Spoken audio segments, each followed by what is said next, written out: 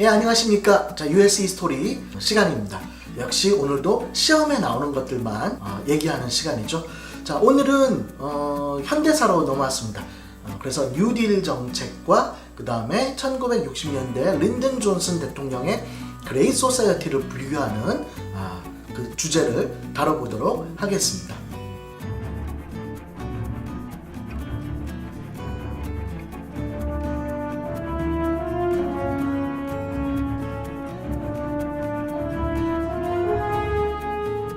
자, 뉴딜과 그레이트 소사이어티를 비교하는 건 역시 AP와 SAT2에서 모두 다 자세하게 잘 물어보는 거죠. 자세하게 물어보는 게 아니라 잘 물어보는 파트입니다. 자, 뉴딜은 알다시피 1929년 이제 미국에서 그레이트 디프레션 대공황이 일어난 다음에 30년대 프랭클린 루즈벨트 대통령이 이 실업자 구제나 다시 이 공황으로부터 디프레션으로부터 벗어나기 위한 여러 가지 정책을 일컬어서 뉴딜이라고 이제 하죠. 자, 뭐 오늘 그래서 뉴딜에 대해서 자세하게 얘기할 건 아닙니다. 자, 어쨌든 뉴딜 정책은 1930년대 경제 회복과 실업자 구제를 위한 프로그램이고, 반면에 1960년대에는 린든 존슨 대통령이 이른바 그레이트 소사이어티 프로그램이라고 하는 위대한 사회라는 거창한 프로그램을 이제 하게 됩니다. 자, 우리는 지금 이번 시간에 이제 이 둘을 비교하고 그 공통점과 차이점을 이제 물어보는 걸 이제 하겠죠. 먼저 첫 번째 공통점, 뉴딜과 그레이트 소사이어티는 몽땅 페더럴 가버먼트가 나서서 이러한 여러 가지 사회 문제를 해결하려고 노력했다는 겁니다. 자, 페더럴 가버먼트를 내셔널 가버먼트라고도 합니다. 미국에서. 이게 왜 중요하냐라고 물어볼 수도 있습니다. 하지만 여러분들이 미국사를 공부하게 되면 1900년까지 내셔널 가버먼트가 국민들을 위해서 뭐 하는 거 없습니다. 국민들이 뭐 먹고 살든 못 먹고 살든 도시에서 뭐 화재가 나든 뭐가 되든 그거는 지가 알아서 할 거지. 그걸 왜 페더럴 가버먼트가 하느냐. 그 헌법에 무슨 국민들 먹고 사는 문제를 연방정부가 도와줘야 된다 이런 구문도 없는데 그걸 왜 나서냐 이렇게 하죠.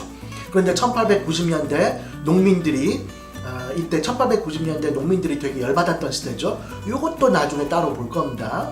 이 농민들이 이때부터 페더럴 가버먼트가 나서서 여러 가지 좀 불평등한 이 경제 어떤 그 문제들, 제도들을 개혁하라라고 얘기하기 시작했고, 그게 1900에서 1920년대 프로그레시브 시대 때, 그래서 연방정부가 내셔널 가버먼트가 들어가서 여러 가지 사회 개혁을 하게 되는 거죠.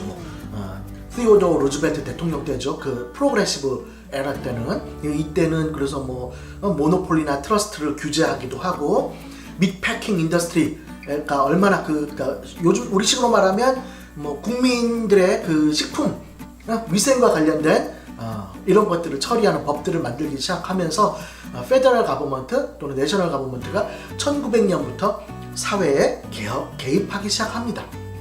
자, 그 과정에서 뉴딜 때 미국 역사에서 드디어 내셔널 가버먼트가 적극적으로 사회 문제에 개입하게 된다는 거죠. 그래서 뉴딜과 그레이트 소사이어티는 페더럴 가버먼트가 적극적으로 나서가지고 사회 문제를 해결하려고 했다라는 겁니다. 자, 그 중에 특히 뭐가 중요하냐면 소셜 웰페어입니다. 소셜 웰페어. 사회복지. 미국에서 최초의 사회복지법은 언제 시작했냐? 자, 이 소셜 웰페어를 물어보면 애들이 이제 공부를 했어요. 미국사 공부한 다음 시험을 볼 때 소셜 웰페어 하면 린든 존슨의 그레이트 소사이어티다 해가지고 뉴딜이 아니라 미국 최초로 시작한 건 그레이트 소사이어티다 라고 체크해가지고 답이 틀리는 겁니다. 소셜 웰페어 액트라는 건 정확히 말하면 뉴딜 때 소셜 세큐리티 액트라는 걸로 1930년대에 뉴딜에서 처음으로 사회복지법을 만들게 됩니다. 자, 이게 되게 중요한 겁니다. 소셜 세큐리티 액트라고 하는 사회복지법안은 그레이트 소사이어티가 아니라 언제라고? 뉴딜이라고.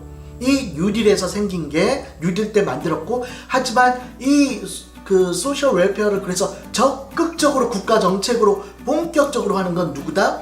60년대 그레이트 소사이어티라는 겁니다. 그레이트 소사이어티가 처음이 아니라는 것 꼭 알고 있어야 됩니다. 자, 그래서 이러한 측면에서 소셜 웰페어와 관련해서 가장 중요한 건 뭡니까? 인플로이먼트 문제겠죠. 그러니까 뉴딜과 그레이 소사이티의 공통점 세 번째인가요 이제? 페더럴 가버먼트, 그다음 소셜 웰페어, 그다음 세 번째가 이제 인플로이먼트를 위한 여러 가지 경제 정책. 정부가 나서서 인플로이먼트 프로그램을 운영했다는 거고, 그 다음에 가버먼트가 이제 예술가들을 후원해 줍니다. 자, 그 경제적으로 좀 파탄이 나면 사람들이 제일 안 사는 게 뭐겠어요? 예술 작품이겠죠. 그렇지 않겠습니까? 예술 작품은 뭐 당장 있으나 없으나 먹고 사는데 당장은 관계가 없으니까 이 예술 작품을 소비하지 않습니다. 그러니까 경제가 침체됐을 때 예술가들이 되게 힘듭니다. 그런데 이 둘 다 해서 뉴딜과 그레이 소사이티 모두 다 아트에 대한 지원이 있었다. 그 다음에 주택 건설에 대한 지원을 하겠죠. 그래서 페더럴 가버먼트가 나서서 하우징 컨스트럭션 요것들에 대한 지원과 더불어서 그 다음에 이제 노년층에 대한 경제 지원, 경제적인 이제 도움을 주는 프로그램이 뉴딜과 그레이 소사이티에 공통적으로 있었습니다.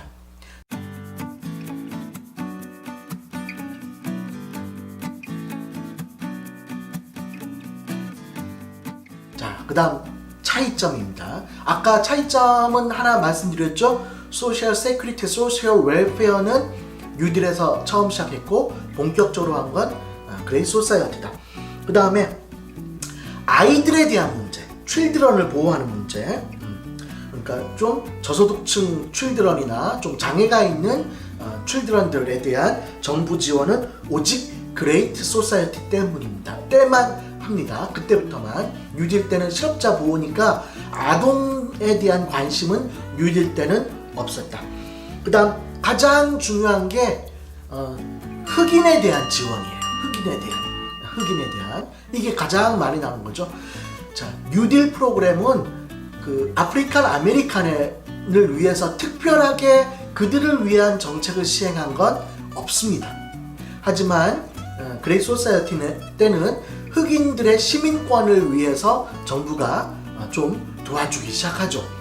이 흑인 시빌 라이트 무브먼트는 이것도 따로 보는 주제가 되겠지만 50년대 아이젠하워 대통령 시절에 브라운 vs 보드 오브 에듀케이션 오브 토페카 이 판결을 계기로 해서 흑인들이 자기들의 그 헌법상 보장되어 있는 권리를 정말 찾기 위한 노력을 하죠. 1964년에 시빌 라이트 액트가 만들어져서 공공장소에서 흑인과 백인을 분리하는 것들을 완전히 금지시켜 버리죠. 완전히. 그래서 어떤 식당에서 흑인 출입 금지, 여긴 백인 전용 화장실 이런 것들을 아예 못 만들도록 시빌 라이트 액트를 1964년에 만들었고, 그다음 같은 해 24th 어멘드먼트 24번째 수정헌법에서는 흑인들에게 투표권을 뺏었던, 원래 흑인에겐 투표권이 있는데 이른바 미국 남부 지역에서는 폴텍스를 안 낸 사람, 주민세라고 칩시다. 폴텍스를 안 냈거나,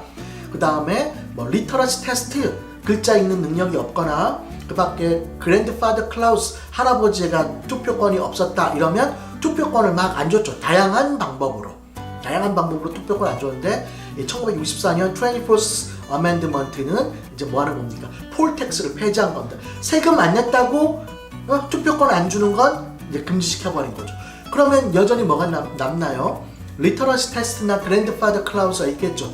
요거는 1965년 보팅 라이트 액트로 여하튼 온갖 다양한 방법으로 투표권을, 헌법상 보장되어 있는 투표권을 보장하지 않는 다양한 온갖 차별을 없애버립니다. 이렇게 해서 법적으로 흑인들이 시빌 라이트를 완전히 확보하는 건 1965년이 되는 거죠. 이게 언제라고? 그렇죠. 그레이 소사이티 시대에 있었다는 겁니다. 뉴딜은 흑인들을 위한, 아프리칸 아메리칸을 위한 이런 노력은 특별하게 없었어요. 단 조심할 게 있습니다. 자, 실업자는 백인이 더 많겠어요? 흑인이 많았겠어요? 그레이트 디프레션 때 흑인이겠죠. 흑인은 원래부터 일자리가 없었잖아요. 근데 뉴딜 때 이런 실업자를 위한 정책을 하다 보니 당연히 누구한테도 혜택이 가겠다? 그렇죠. 흑인에게도 혜택이 갑니다. 그래서 요건 또 다른 주제로 떼서 말씀드릴 수도 있겠지만 미국의 아프리칸 아메리칸들이, 흑인들이 언제 이 사람들의 투표권 성향이 어떤 이벤트를 계기로 바뀌느냐 이런 것도 물어봐요. 이제 흑인들이 투표권을 얻게 되는 건 언제입니까? 헌법상 1870년이에요. 1870년. 그래서 이때부터 투표권을 갖고 있는 아프리칸 아메리칸들은 어느 정당을 지지했겠어요? 리퍼블리칸 파티를 지지했었습니다. 그런데 현재는 어느 정당을 지지하나요? 디모크래틱 파티 지지 성향이 좀 더 높죠. 이 언제부터 바뀌었냐? 그게 바로 뉴딜 때예요. 뉴딜 때 흑인들이 그 뉴딜 프로그램의 혜택을 받게 되면서 아프리칸 아메리칸들은 이제 리퍼블리칸 파티가 아니라 디모크래틱 파티에 투표를 하게 된다. 요거까지 하나 더 추가적으로 알고 가시면 좋을 것 같습니다. 자, 그래서 오늘 오늘 US 히스토리 시간에서는 뉴딜과 그레이 소사이티 프로그램을 비교하는 문제를 대비하는 시간을 가져봤습니다. 자, 고맙습니다.